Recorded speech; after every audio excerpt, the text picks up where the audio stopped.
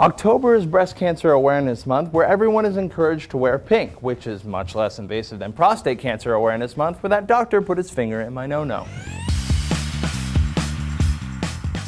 Hey folks, welcome to the news show. I'm Ross Everett, and let's talk about breasts. It's Breast Cancer Awareness Month! It's a whole month dedicated to the terrifying thought that you might have or one day get breast cancer. And with Breast Cancer Awareness Month comes the age-old argument of, does this actually do anything aside from make our NFL players a little pinker? A lot of marketing dollars are poured into breast cancer. At this point, it's probably at the top of BuzzFeed's 7 cancers every 20-something girl doesn't want to get. But when it comes to breast cancer, who has the biggest cup size? The answer is hands down the highly controversial Susan G. Komen for the Cure Foundation. And this duck apparently hates them. 20% of donations sounds super low. I mean, Steve Jobs gave more credit to Steve Wozniak than 20%. I mean, if I'm giving money to end breast cancer, I don't want that going to pay for some CEO to get a steam room in their shower. And when you look it up on charitynavigator.com, you can see that about 50% of Susan G. Komen's donations and grants are going towards administrative fees and fundraising. They brought in $100 million in donations and grants, and for the Cure to spend over $30 million of that on fundraising is outlandish. Is that where we want the money we're giving going? A resounding hell no, right? $30 million in fundraising doesn't cure cancer. You know what it does do?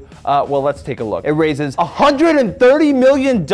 They made back the $30 million plus $100 million more? So maybe spending 30% of donations to double the initial amount of money donated is something maybe we can let slide. Maybe it's not the size of the slice that matters, but the size of the pie. Okay, fine, but what about their CEO and president raking in $500,000 a year? Who do they think they are, deserving that kind of money? Exorbitant salaries should be reserved for CEOs of multinational corporations and NFL coaches. Because unlike you, president and founders of charities looking to bring awareness and prevention to a fatal disease, they're providing the world with something useful. And if you, the president of a non-profit organization, want to use your skills and knowledge to provide the most for your family, why don't you go somewhere where it matters more and land some corporate cushy job? But no, you made a clear choice when you decided that you were going to help the less fortunate, that you were sacrificing what you would be worth in the private sector for a better cause. And therefore you should be making less money than this guy who punched his fiance in an elevator, or this guy who's actively selling cancer to people, or these guys who patented seeds so farmers have to pay them to grow food on their own land. You made your choice.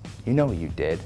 So is the Susan G. Komen Foundation the best charity to give to? They might not be. But are they evil incarnate whose sole aim is to manipulate donations into salaries for their CEOs instead of cancer research? Looking at their audit last year, they gave $49 million specifically to cancer research, which, while still a smaller percentage than most charities, is a larger amount than most charities were able to give across the board. And as always, before donating to a charity, a quick search on charitynavigator.com will give you a lot of insight into where the money you're donating is going to. Tell me, what's a charity that you feel strongly about? Let me know in the comments down below. And you guys, if you like this video, please click that like button down there and also share it with your friends on Facebook, Twitter, wherever you please, because I love you for it. If you haven't yet, please subscribe to the channel. We make new videos like this Monday through Thursday. Take a look. So you're worried about Ebola. Turn that frown upside down. Your chances of getting Ebola are about as slim as this gal's size 6 waistline. Looking good, dollface. Ebola is very easy to avoid, but communism is lurking everywhere.